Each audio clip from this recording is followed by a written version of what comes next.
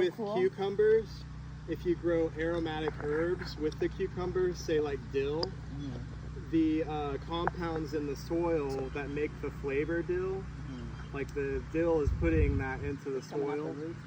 Yeah, and the cucumbers are known to soak up a lot of that flavor from herbs. So you have to be careful what herbs you grow with cucumbers, because you could make them taste bad, or you could make them taste herbal. Do you think that would translate to like the honey and molasses? Get my hair up. Yeah, I'm sure it can affect the flavor. Like, much like basil and nightshades, you know, planting basil with your peppers or your tomatoes.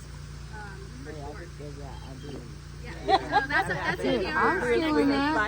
We've got lots and lots of basil in our greenhouse. I'll tell you about one of our happy little accidents recently. We were working in the greenhouse, did all kinds of new starts, and I was going to turn the irrigation on. I took the seed box away, but I did not pick up the basil seed. There were like probably 5 or 6 different basil seed packets that were right on the table. They got drenched, so drenched. We came in later that day. It was only hours later. We came in, opened the packets, and they looked like chia seeds that had like absorbed like water. You know, like those little chia birds? Yeah, they were all gelled up. They were gelled up and they were stuck together. And I was like, oh, what are we gonna do? Did we ruin them? Anyway, so we were like going like this, trying to get them unstuck and all that for like probably Rubbing an them hour. with soil, made them little I don't know soil about pellets, this. and they were almost like little seed bombs. If you've ever heard of that. Anyway, the next day they sprouted. Wow. So Well, what we did is we put it. We made trays. We didn't do like cells. So we didn't block. We just did like Just a if you were tray. gonna do microgreens, we just filled the whole tray with soil, and then we tried to separate the little gel seeds. Desperately. And now it looks like almost microgreens, but I'll separate But them they're out separated. later. Yeah, you can thin them out. Yeah. Wow, Yeah, we're wow, happy to see that. wow, So wow. there's certain we plants did- they recommend to soak, right? And we did that Right. with celery. We soak the celery, we soak the parsley, and so they have a very similar seed actually. And so there's certain seeds that you want to scarify, so actually physically rub to open it. Some of them need burning to be able to, and so that's not really for annuals. That's for certain other specialty perennials, herbs, you know, stuff like that. So, but these ones we soaked by accident, and they're doing really well. So, And then to transplant them, you just like take out a section, and what I was doing is kind of like pulling them apart into a line, and then we would make a little trench in the soil, and then we pull them apart into a line and set them out into the trench, and then you set all the leaves on one side so you can just push soil from the other side onto the plants.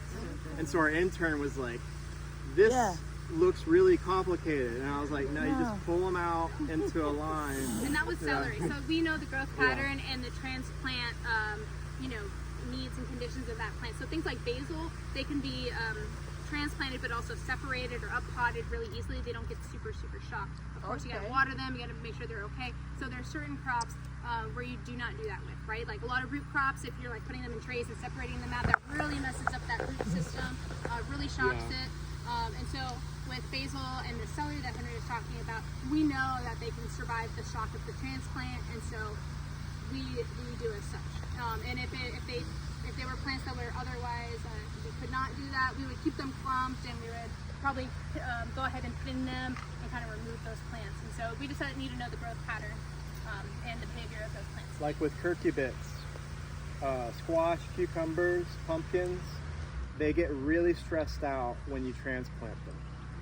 So you can do it, but I've found that when I put a transplant in the ground and then I put seeds in the ground, those seeds catch up to the transplant, because the transplant has to get over being stressed out, put its roots into the ground.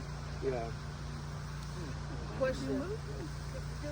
Have you ever tried to grow like white acre peas, purple hull peas, any of those type of beans or peas? Like black eyed peas. Yeah, I don't like those. I mean like Oh. Yes, but white, white, Yeah. stop trying to explain something. We always do that, you know. Anyway. Have you ever tried any of those? I don't think specifically Not specifically those those. varieties. We're doing the yellow and the purple peas Yeah, right now. I've done like cow peas. That's something you have to shell. Yeah, cow peas and black eyed peas, you have to shell those. I've done those. And they are great for our climate, prolific growers, cover crop. They will cover a whole area. You don't necessarily have to trellis, but when I worked on the first farm I worked on, they would do a whole field black-eyed peas, and then they'd also be selling the leaves, because in some cultures they eat the bean leaves as well. And then you can sell the shelling peas. So that's like a double crop, just like the peas over here. You can sell the leaves and the peas. And then similarly with the sweet potatoes, they spread out everywhere. People eat the greens. We sell sweet potato greens. And then the little shoots are like little asparagus. And then we sell the potatoes later in the season. So you can get multiple products out of one crop. Yeah, that's when we're Like stacking our function. The zucchini flowers. You see all those orange flowers? They taste kind of like Cheetos. you Yeah. know? They're And so delicious. people Chefs like buy to them. stuff them with cheese. Oh, yeah. You know, like that's a delicacy right So there. the male flowers. So we could be picking flowers every day and be making even more money off the zucchini.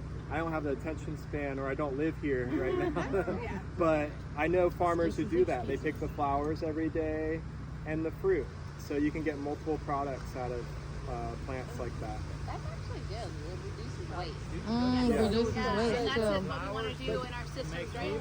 Reduce as much waste as possible in the waste So there's that's male afterwards, flowers and there's put back into female a different part of flowers. the system. The male flowers don't have a fruit attached. The female flowers have a zucchini on them.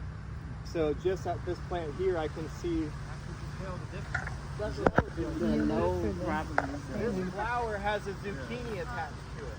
So it's a female flower. This flower doesn't have a zucchini attached to it. That's a male flower. So we can sell the male flowers. They're only there to pollinate the female flowers. Are they edible though? They're edible, yeah. And if there's not a bee sleeping in it, Yes, we see a lot of bees sleeping in them. yeah. So this one was. What a nice place to sleep. I wish I could sleep in a Like you flower. first say you only experimented with the beans over here, but That's like that's so cool. We do the sugar snap peas. Yes, they're pretty popular on the online market, and it acts as an additional cover crop to build soil over here. And so that's our It doesn't taste like a Cheeto. yes, yeah. When you stuff it with cheese, it kind of does. Yeah, when you stuff it with cheese. With cheese? Yeah, it needs salt. Yeah, mascarpone or ricota. Mozzarella. Like it tastes like a vegetable. Go to fruit. So you're not pouring up. They'll almost immediately they'll go ahead and have that little bump on the bottom, and you know that they are. Okay. We can get up close. All right, so we're gonna do some activities today with the time that we have today. So some of us will go with Henry, some of us will hang out with me. I know we usually do like kind of things all